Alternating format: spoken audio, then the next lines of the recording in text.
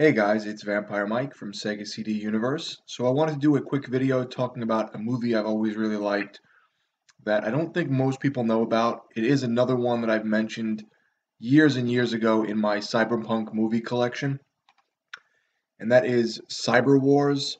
The alternate title, I believe, is Avatar. I don't recall which came out first. Um, I'm going to say this came out first, but I don't remember compared to the Avatar with those blue aliens. So, this movie stars Genevieve O'Reilly, who I think is in some kind of Star Wars role now, but I'm not a Star Wars fan, so I don't really know her. Um, it also has, I believe his name is David Warner, who was in Tron and Time Bandits. I could have his name wrong. And the woman from, oh boy, I can't think of her name right now. She was Josie Packard in The Asian Woman in Twin Peaks. She's in it as well, except this time she does not play a piece of furniture.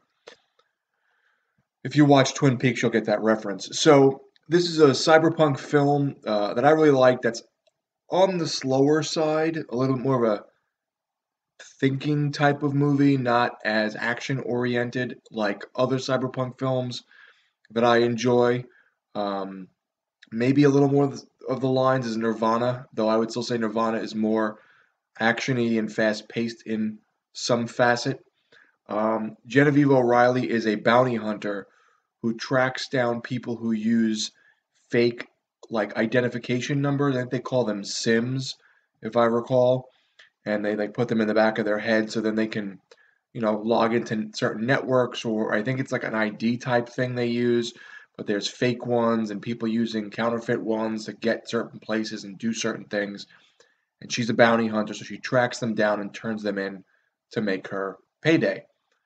Um, she gets involved with this huge. There's these big corporations, kind of like Shadowrun. There's these big, I think, five corporations like running everything, and she gets involved in their sort of. How can I say this without saying it? Like this game they sort of set in motion, and she's now trying to find a way to change things and stop this underhanded thing all the corporations are doing together, and that's the gist of the film. There is some jacking into the Matrix, cyberpunk elements, and like avatars where the characters like log into things and they look like real people, or maybe even a little different. But they see like buildings and things fly by. I thought the special effects were pretty good.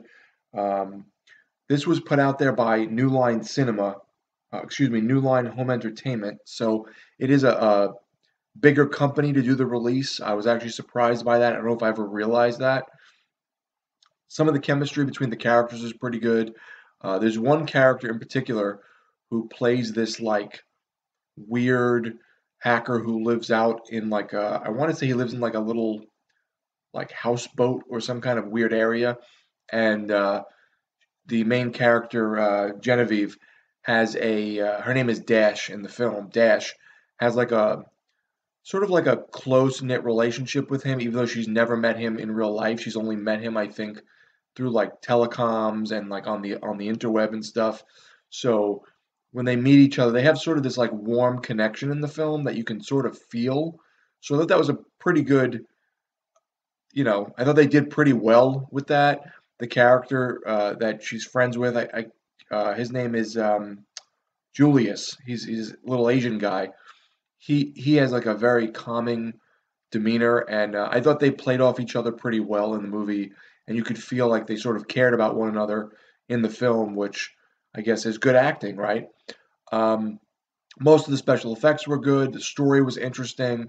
It's got more of this like espionage, cyberpunk thriller type story, but everything feels kind of light. It doesn't feel very dark or dingy.